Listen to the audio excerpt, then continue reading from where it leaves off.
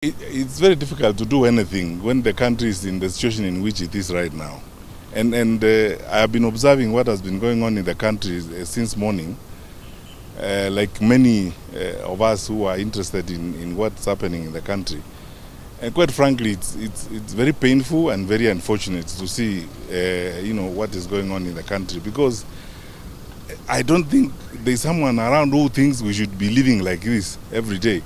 And our young people getting out, expressing themselves, and the level of violence that we have seen, the level of destruction in the country is unbearable.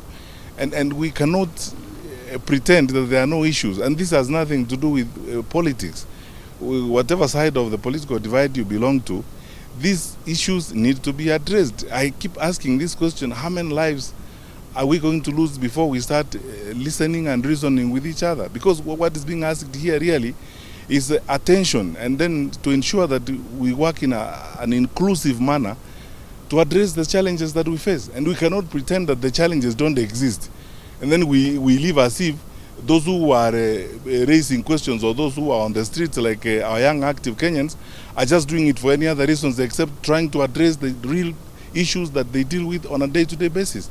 So for me and many of us, it's a very, very sad day and very painful. If we were a little more open and more focused in addressing some of these issues, we should not have gotten here this year. Because when this happened last year, there are promises that were made that were never fulfilled. Personally, I've been thinking, actually, and maybe I'll speak about this some more when I get out and start having conversations with people. We needed an open public inquiry on some of these things and on all things that are being raised. Whether it's about unaccounted for deaths and so on, we need an open public inquiry on these matters so that issues can be resolved and can be addressed effectively and conclusively.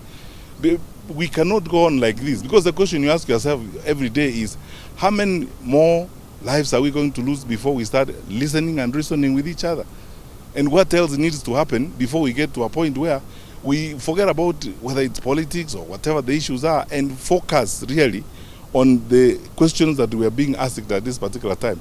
Why must it be that when people ask questions, they are met with either a different attitude, or they are met with violence and so on and so forth? Yet they are basically asking questions, and they're not saying things that are alien to us. They're saying that things that we know and we ought to relate to in an effective manner.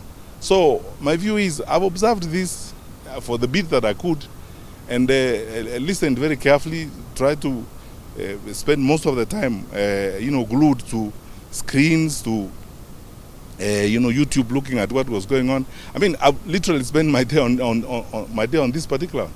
And it's because, the GENZ said it's going to be their day.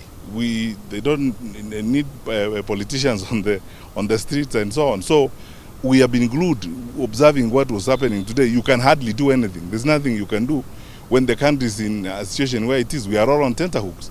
We don't know what is going to happen. And the level of destruction and violence we have seen across the country, honestly, what is it going to take for us to listen, for our leaders to get to a point where they say, let us listen and reason with each other?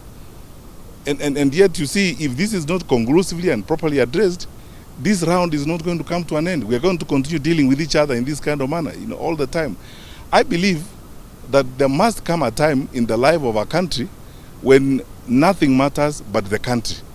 Nothing matters but the stability of the country. Nothing matters but the stability and the satisfaction of the people of that particular country. And for Kenya, for us now, that is the time. Let's for once focus on the issues that these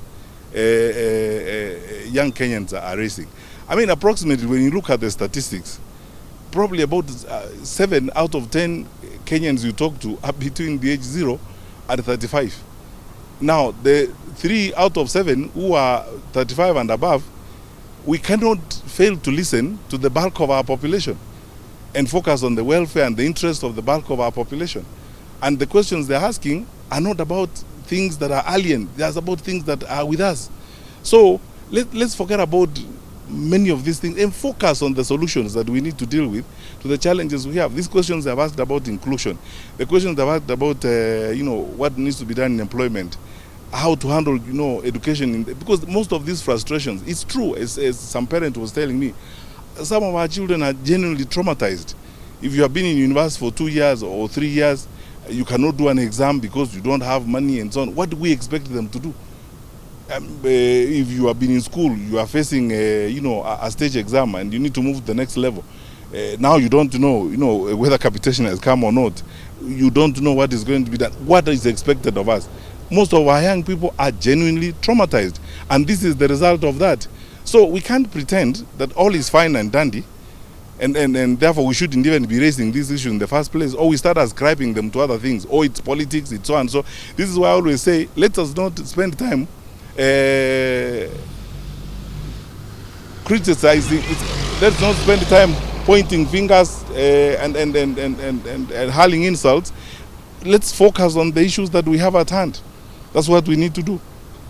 As a parent, honestly speaking, some of these things are so difficult to address.